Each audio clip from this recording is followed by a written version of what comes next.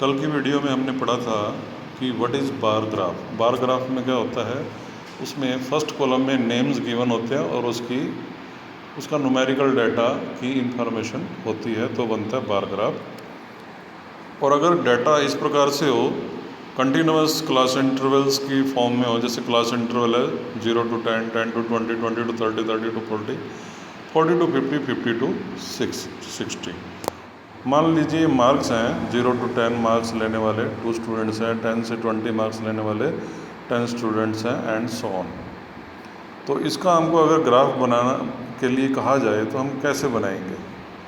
तो x axis पर तो हम ये लेंगे class intervals 0 to 10, 10 to 20, 20 to 30, 30 to 40, और वाई एक्सिस पर लेंगे हम फ्रीक्वेंसी यानी कि नंबर ऑफ स्टूडेंट्स 2, 4, 6, 8, 10, 12, 14, 16, 18, 20 और 25 हमने लिख दिया। अब 0 से 10 को हम 2 तक लेकर जाएंगे। ये देखिए, ये हमने बार्स बना लिया है। इस बार की हाइट को हम फ्रीक्वेंसी कहते हैं, 2 इसकी फ्रीक्वेंसी होगी। 10 से 20 को 10 तक लेकर जाएंगे, 10 के सामने तक यह हमने बार बनाया। ये रेक्टेंगल भी कह सकते हैं, हाइट रेक्टेंगल बनाया। तो इस रेक्टेंगल की हाइट 10 है, इस 10 को हम फ्रीक्वेंसी कहेंगे। 20 से 30 की फ्रीक्वेंसी है 21, तो 20 से 30 को हम 21 के सामने तक लेकर जाएंगे। तो इस रेक्टेंगल की हाइट है 21, तो 21 इसकी फ्रीक्वेंसी होगी। इसी प्रकार से आगे बनाते जाएंगे। तो इसमें देखो कंटिन्यूस क्लास इंटरवल गिवन है 0 to 10, 10 to 20, 20 to 30। तो ऐटोमेटिकली इसका जब हम ग्राफ बनाने लगेंगे वो इस प्रकार से बनेगा। और इसमें ये जो रेक्टेंगल्स हैं इनके बीच में कोई गैप भी नहीं बना है और बनेगा भी नहीं, क्योंकि हमारा डाटा इस प्रकार से है। तो न्यूमेरिकल डाटा जब कंटिन्यूस क्लास इंटरवल की फॉर्म में हो तो बनता है हिस्टोग्राम।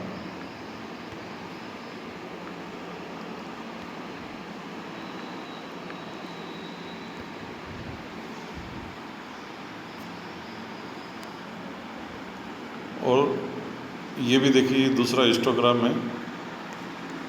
एज इन ईयर्स, 20 से 25 की एज कितने स्टूडेंट्स की हैं? 4 की। 20 से 35 की एज कितने स्टूडेंट्स की है? 5 स्टूडेंट्स की। तो इसमें ये जो बार्स हैं या रेक्टेंगल्स हैं वो कंटिन्यूस बन रही हैं।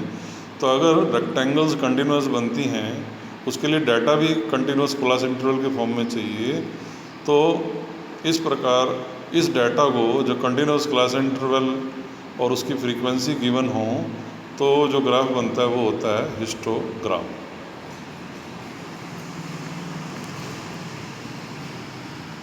अब देखिए इस पेज पर हैं ये बार ग्राफ।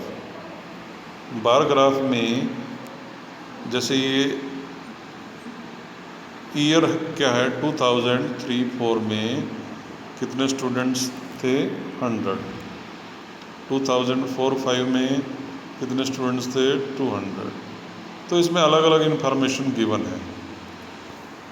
तो ये जो 2003-4 है, ये क्या है? ईयर का कौन सा ईयर है? ये कंटिन्यूस क्लास इंटरवल नहीं है। 2004-5 सेशन में स्टूडेंट्स कितने थे? 200। 2005-6 में कितने स्टूडेंट्स थे? 250। इसी प्रकार से डबल बार ग्राफ देखिए। डबल बार ग्राफ में मैथ्स में 2005-6 में कितने स्टूडेंट्स थे जो विनर थे? 30%। 2006-7 में कितने स्टूडेंट्स थे? 60। तो इसमें क्या है, ईयर वाइज इंफॉर्मेशन है सब्जेक्ट मैथ की। तो इस टाइप के ग्राफ में जहाँ continuous class interval not given हो तो वहाँ बनता है बार ग्राफ। बार ग्राफ तब बनता है जब एक ही नेम हो और उसका डाटा हो। डबल बार ग्राफ तब बनता है जैसे यहाँ सब्जेक्ट मैथ है लेकिन एक ही सब्जेक्ट के बारे में डबल इंफॉर्मेशन है, तो यहाँ बनता है डबल बार ग्राफ।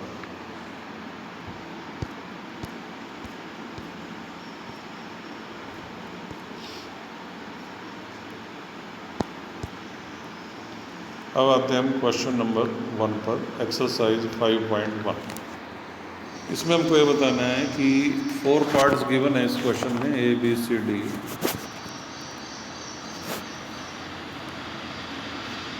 कि किस में हिस्टोग्राम बनेगा और किस में नहीं बनेगा। A part, the number of letters for different area in postman bag. Postman के बैग में लेटर्स होते हैं डिफरेंट एरिया के, तो उसको नंबर ऑफ लेटर्स को डिवाइड करना है डिफरेंट एरियाज़ में। तो इसमें क्या बनेगा हिस्टोग्राम। तो देखिए सबसे पहले हम यहाँ लिखेंगे एरिया। जैसे आदर्श नगर के मान लो 5 लेटर हैं। रेलवे कॉलोनी के मान लो 6 लेटर हैं। गांधीनगर के मान लो 7 लेटर्स हैं। तो इसमें इधर नेम है और यहाँ उनकी फ्रीक्वेंसी है, तो यहाँ बनेगा बार ग्राफ, क्योंकि इसमें क्लास इंटरवल गिवन नहीं है। तो आंसर लिख देंगे bar graph will be drawn because in first column name of different area are given and class interval are not given. B part, heights of competitor in athletics meet में competitors की height का एक data है हमारे पास। मान लीजिए जिनकी height 2 से 3 फुट है ऐसे प्लेयर्स हैं 5। जिनकी हाइट 3 से 4 फुट है, मान लीजिए इनकी हाइट ऐसे प्लेयर हैं 7। जिनकी हाइट 4 से 5 फुट है ऐसे प्लेयर हैं 3। जिनकी हाइट 5 से 6 है ऐसे प्लेयर हैं मान लो 4। तो यहाँ कंटिन्यूअस क्लास इंटरवल गिवन है, तो जब इसका ग्राफ बनाएंगे तो कंटिन्यूअस रेक्टेंगल्स या बार्स बनेंगे। तो जब कंटिन्यूअस बार्स या रेक्टेंगल बने और क्लास इंटरवल भी कंटिन्यूअस हो तो वहाँ बनता है हिस्टोग्राम। तो आंसर लिख दिया histogram because class interval can be made. इसमें क्लास इंटरवल बनते हैं।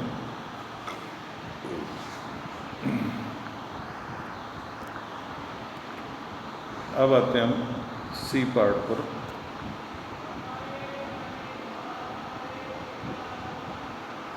सी पार्ट में क्या है, number of cassettes produced by 5 company. 5 company हैं, उन्होंने कुछ कैसेट्स प्रोड्यूस की हैं।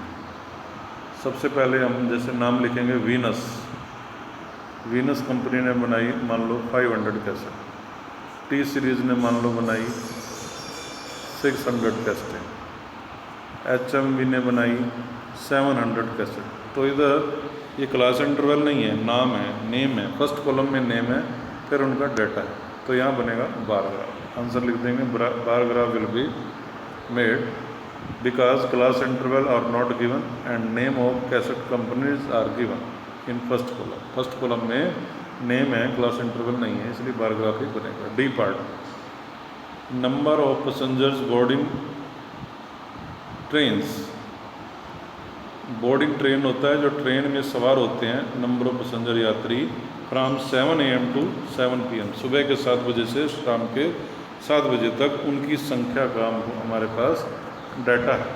कैसे बनाएंगे इस प्रकार का डाटा, सुबह के 7 से शाम के 7 तक। जैसे सुबह के 7 से 8 तक मान लो 50 पैसेंजर ट्रेन में सवार होते हैं। 8 से 9 के बीच में 60, 9 से 10 के बीच में मान लो 15, और सुबह के 10 से सुबह के 11 बजे तक मान लो 20 पैसेंजर ट्रेन में सवार होते हैं। तो ये जो डाटा है कैसा है, ये कंटिन्यूअस क्लास इंटरवल है। इसका जब हम ग्राफ बनाएंगे तो कंटिन्यूअस रेक्टेंगल्स बनेंगे, लगातार रेक्टेंगल बनेंगे।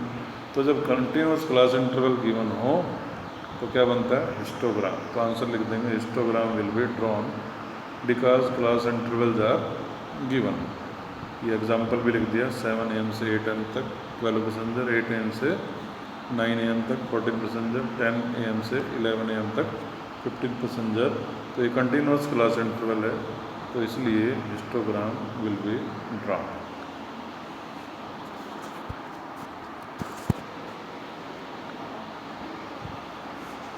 Question number 2। क्वेश्चन नंबर 2 में क्या है, the shoppers who came to a departmental store are marked as man, women, boy and girl. Departmental store में जाने वाले जो शॉपर्स हैं कौन कौन है। शॉपर्स का मतलब ख़रीदारी करने वाले मैन है, वुमेन है, बॉय है और गर्ल है। तो उनका डाटा गिवन है, रॉ डाटा गिवन है। उसका क्या करना है हमको, make a frequency distribution table. उसकी फ्रीक्वेंसी डिस्ट्रीब्यूशन टेबल बनानी है। And draw a bar graph, और उसके बाद फिर बार ग्राफ भी बनाना है। तो ये फ्रीक्वेंसी डिस्ट्रीब्यूशन टेबल बनाएंगे। फर्स्ट कॉलम में लिखेंगे शॉपर्स,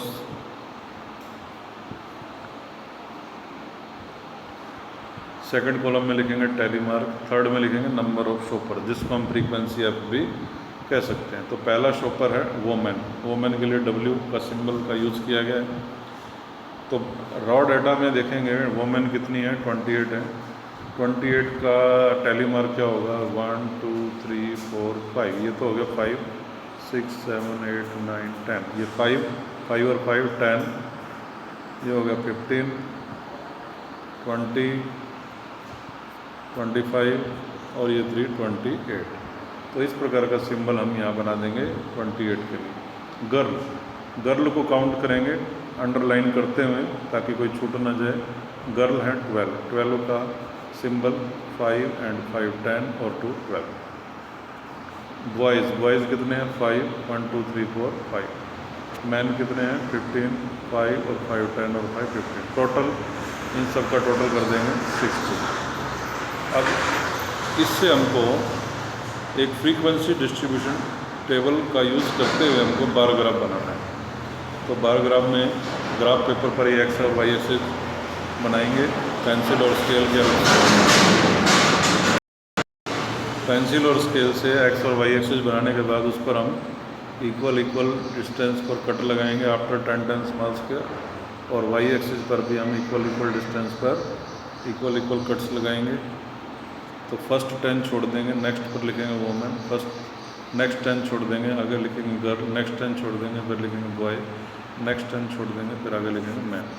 वाई एक्सिस पर लिखेंगे 5 10 15 20 25 30।